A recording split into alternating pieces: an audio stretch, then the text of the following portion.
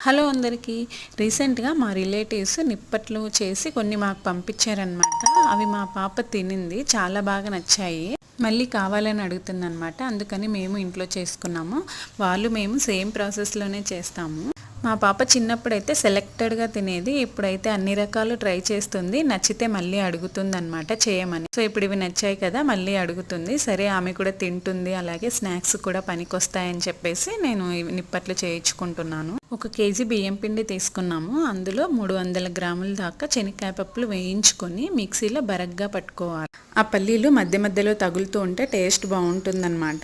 ఇప్పుడు బియ్యం పిండిలో ఈ పల్లీలు, అలాగే నువ్వులు, కొద్దిగా జీలకర్ర, కొత్తిమీర, కరివేపాకు చిన్నగా కట్ చేసుకొని వేసుకోవాలి. కొద్దిగా వేడి నూనె పోసి వాటర్ పోసి మిక్స్ చేసుకోవాలి బాగా. ఇప్పుడు చపాతీ ప్రెషర్తో ఇలాగా నిప్పట్లలాగా ప్రెస్ చేసుకొని ఆయిల్లో డీప్ ఫ్రై చేసుకున్నామంటే స్నాక్స్ రెడీ అయిపోతాయి. సూపర్ టేస్టీగా ఉంటాయి. ట్రై